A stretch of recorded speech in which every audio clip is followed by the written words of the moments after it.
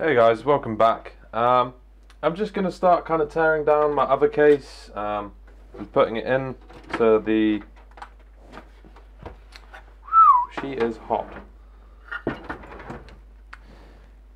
Putting it into the Element gaming case. I kind of want to do this in one cut because it helps me think as to how I'm going to write my review later on. A lot of sites, they kind of just do the build and they tell you what it's like. I much prefer watching a video, but this is to cater to all those people who can't be fucked to read a review. Now, obviously the Octans wasn't one of my favouriteest, most loved cases, and it is considerably bigger than the Atomic gaming case, so it'll be interesting to see how well this does with the Pentium G3 258 and the R770. I am actually, as we speak, just tearing down a case because that's how we do it at Player. No preparation whatsoever.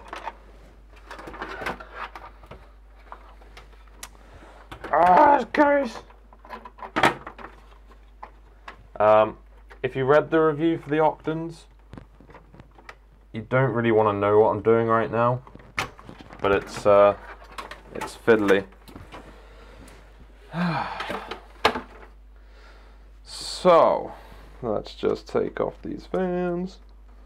I can actually I've spent the morning video editing, and I can feel the heat on this chassis still. It's incredible. But whilst I'm doing this, I thought I'd maybe talk a bit more about style of SFF cases.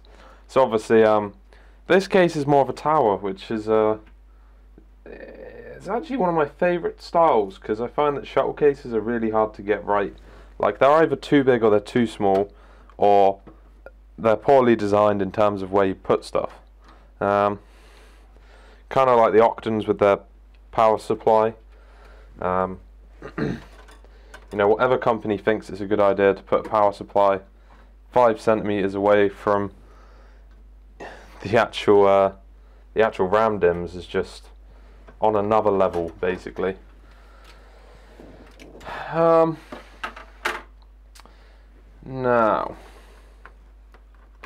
I also need to swap over the cooler because I've been reviewing a Fantex cooler.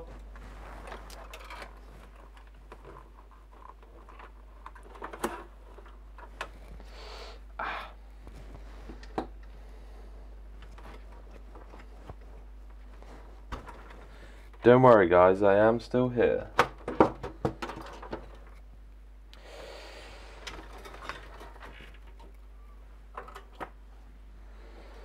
So now that that's most of that done,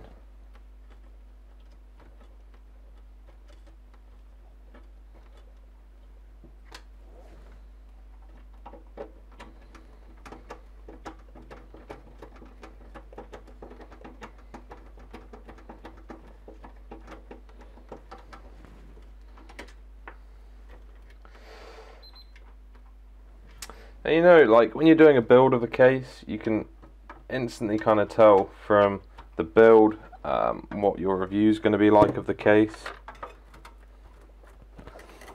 He says struggling to get out this tiny graphics card. There is one graphics card. As you know, I use an R770. Well, R700. I wish I had a 780. But the reason why I actually use this card is, whilst I do like bigger cases, if I was to keep kind of the same case throughout, the same GPU throughout all my reviews, some cases it just would not fit in. So to give you kind of consistent benchmarks, I like to use the same GPU.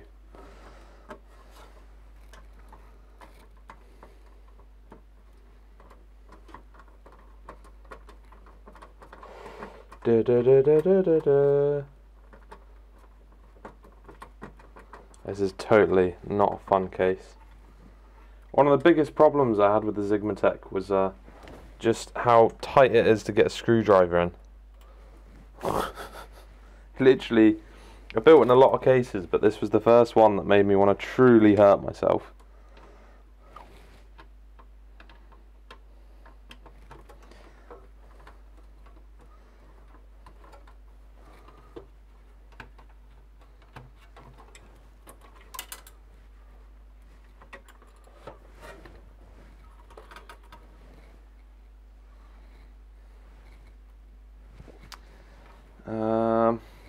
All the screws are off.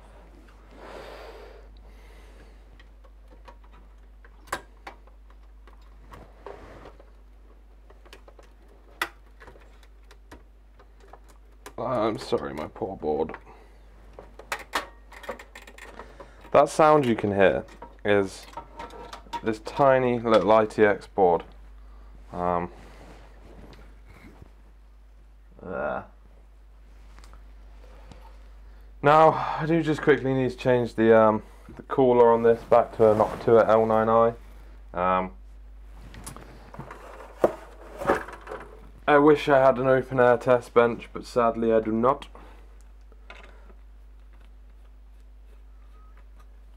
By the way, if you are in the market for a cooler, the Noctua L9i is the best small form factor money can buy. However, this Fantex one ain't too bad.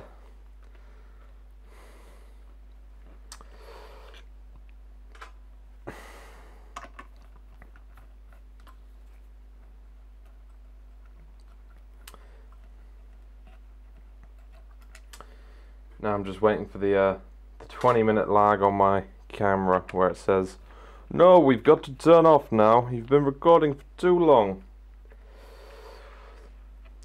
Dun, dun, dun, dun, dun, dun. I think a lot of people think that reviewing cases is, like reviewing components is a really easy thing to do. But it takes so much time, as I'm demonstrating in this video, to do a build and then like a quick review of it. Alright, so just gonna get me some cleaning materials. Take off this Fantex cooler.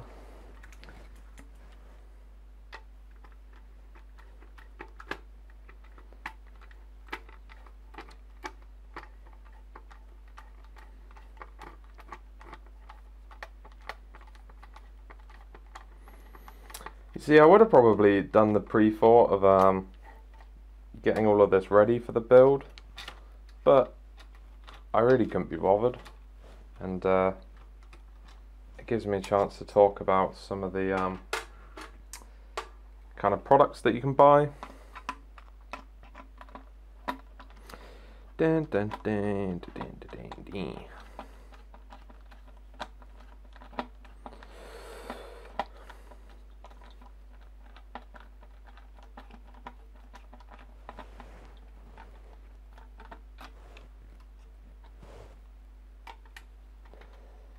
I hate coolers that aren't the Noctua L9i.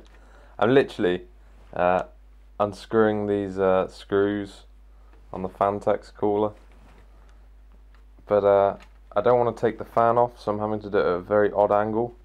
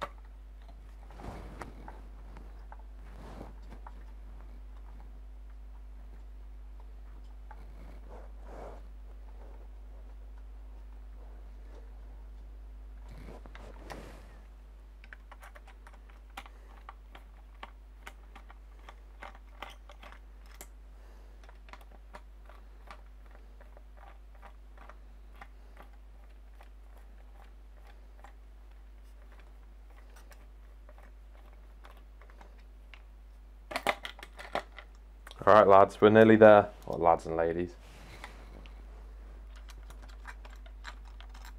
teardown. Oh shit. And I'm just waiting for people in the comments to be like, oh my god, jackass, you shouldn't do stuff like that. If you ever see me in my videos being incredibly brutal with hardware, it's probably because I've gone past giving a fuck about ESD for this particular rig and generally caring, just because it gets moved around so much.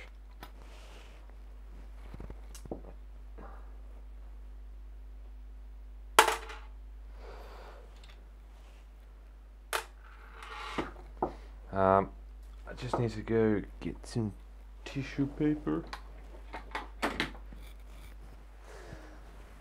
But yeah, a lot of people are very OCD about building PCs. I kind of gave up on caring a lot, especially when I started building small form factor, where you're very hands-on. You know, there's always a part of your body touching something. So I care a lot less. What I'm actually doing at the moment is just giving the Pentium G3 258 a quick clean. Ready for some more paste.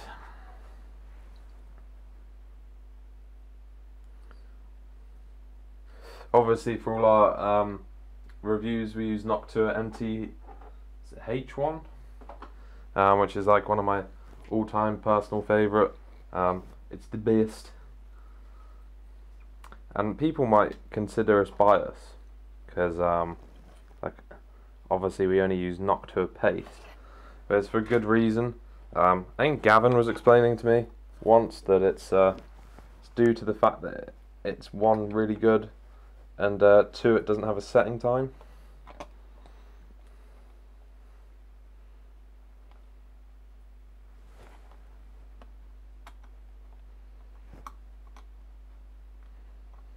Basically what that means is, like, you can throw it on and it's not going to get better or something. Oh shit.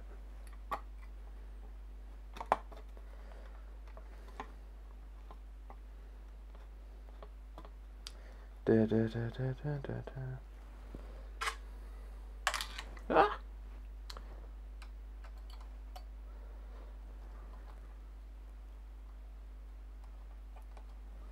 Regardless of the facts.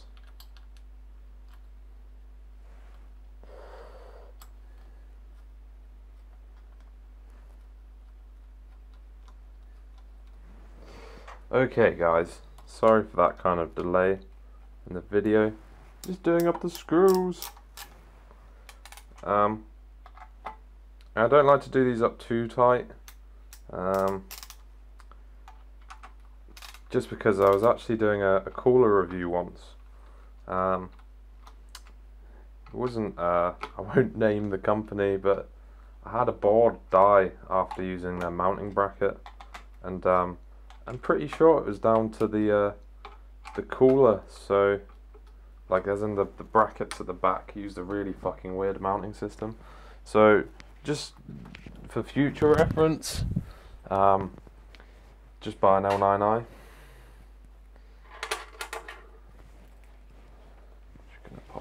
Way and it's the bracket. So we've kind of done all that. All that's left now, I'd like to, usually, like the way I build an SFF case is I put the power supply.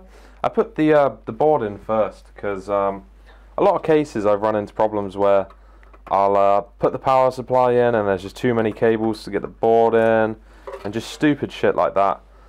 So if you can manage it, I'd install the board first. Some people like to install the power supply first, but if I can get this out of my old case, I'll show you why I don't personally do that.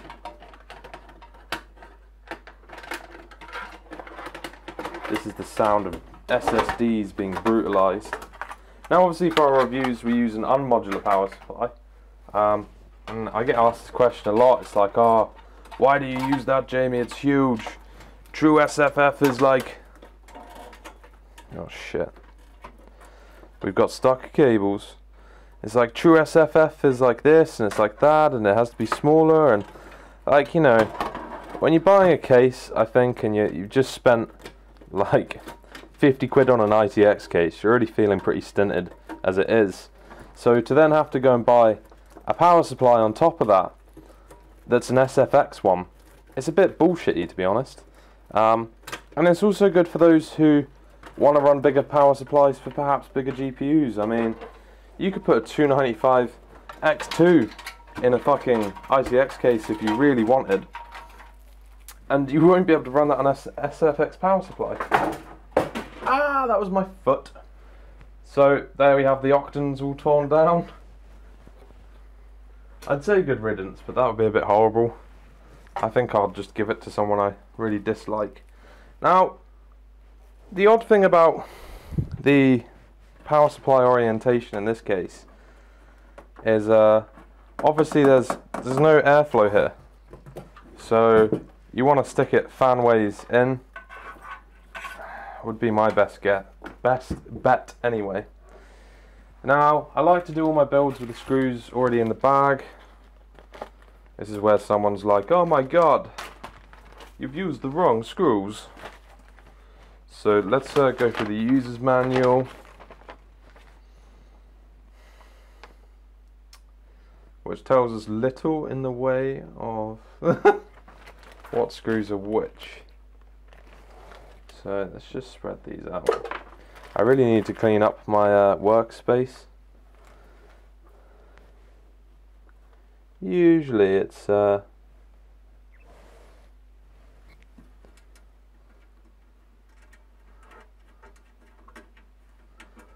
think they'd go with these, to be honest. We'll see. I'll use those. So this is my board, obviously all mounted up. Some people, like, I'd suggest if you're a new builder. Do you know what I need? The I/O plate. I'd suggest that if you're a new builder, work out what needs to go where before you do this, because it can be a little bit confusing.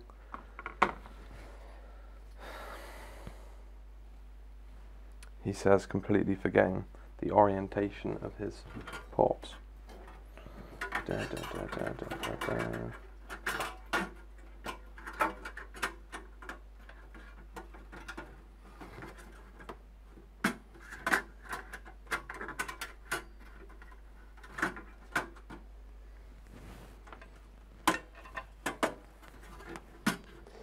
And basically just stick your I/O port in until it's quite sturdy, even though this is moving around a little bit.